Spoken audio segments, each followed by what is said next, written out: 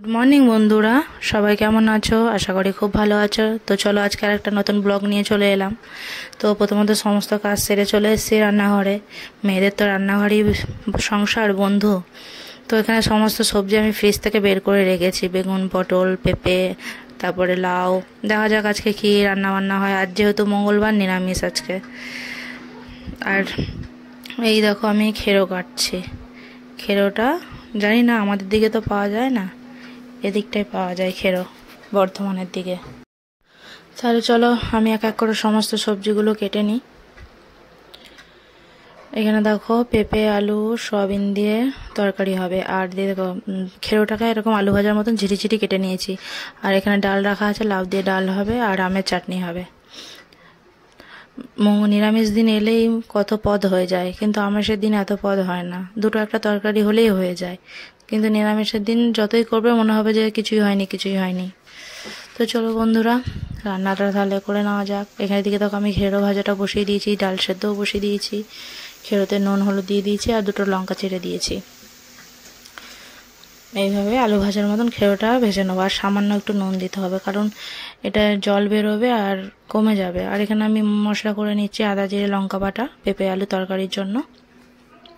আর আমি যেহেতু সিলেই মশলা করি, প্রথম থেকেই সিলেই মশলা করে দেখে এসছেন আপনারা।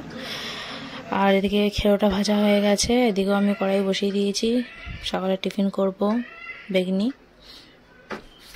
তো কারা কারা গরম গরম বেগনি খাবে ঝটপট কমেন্ট করুন, লাইক কমেন্ট করুন, সাবস্ক্রাইব করে পাশে থাকবেন।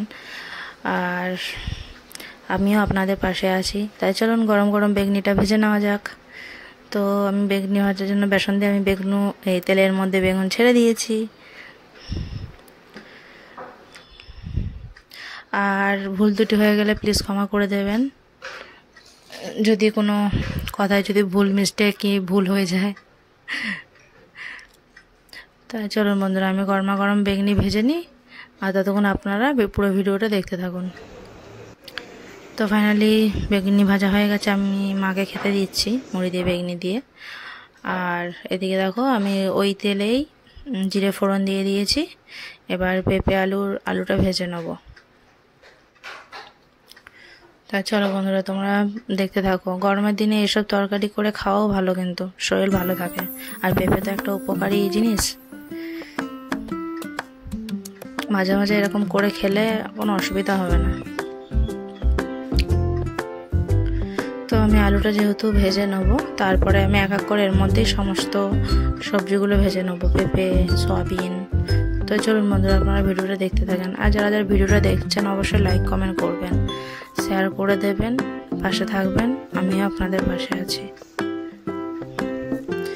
তো আমার আলুটা যেহেতু ভাজা হয়ে গেছে, এবার এর মধ্যে পেঁপেগুলো দিয়ে দেবো।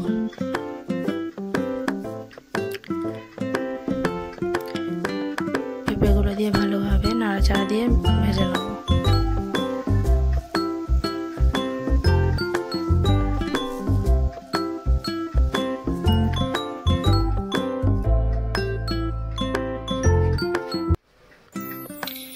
তারপর এখানে সয়াবিনগুলো দিয়ে নিচ্ছি। এবার সমস্তগুলো ভালো করে নাড়াচাড়া দিয়ে ভালো করে ভেজে নেবো লাল লাল করে।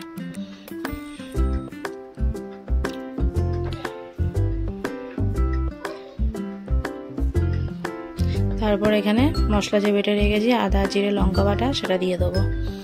নুন হলুদ সব একসাথে দিয়ে নিয়েছি, এবার ভালো করে কষিয়ে নেবো।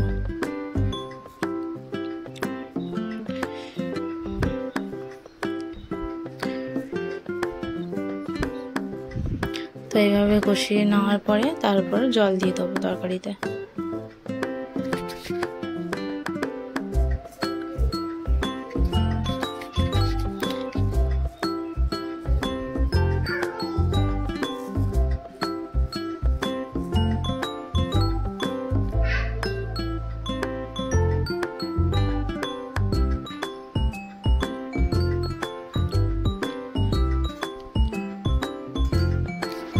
তো দেখো জল দেওয়ার পর তরকারিটা আমার ফুটে উঠেছে। এবার ভালো করে নাড়াচাড়া দিয়ে তারপর আমি ঢাকা দিয়ে দেবো, গ্যাসটা কমিয়ে।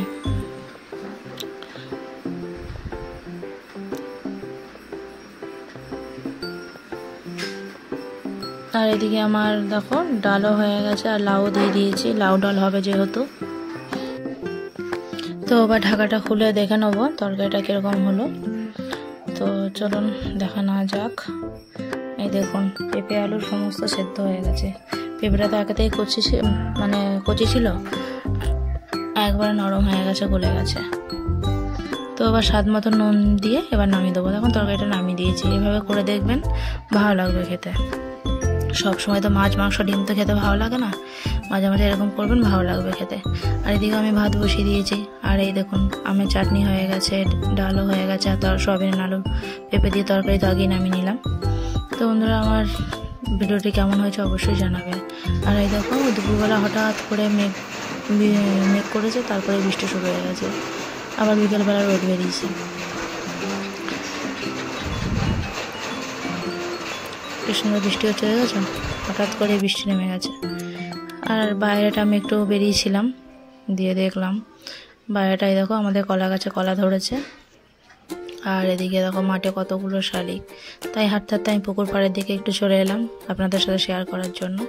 এই হচ্ছে আমার বাড়ির চারপাশটা আশেপাশে। আর মাঠে দেখবেন 4টে শালিক রয়েছে। তো বন্ধুরা, ভিডিওটা কেমন লাগলো অবশ্যই জানাবেন।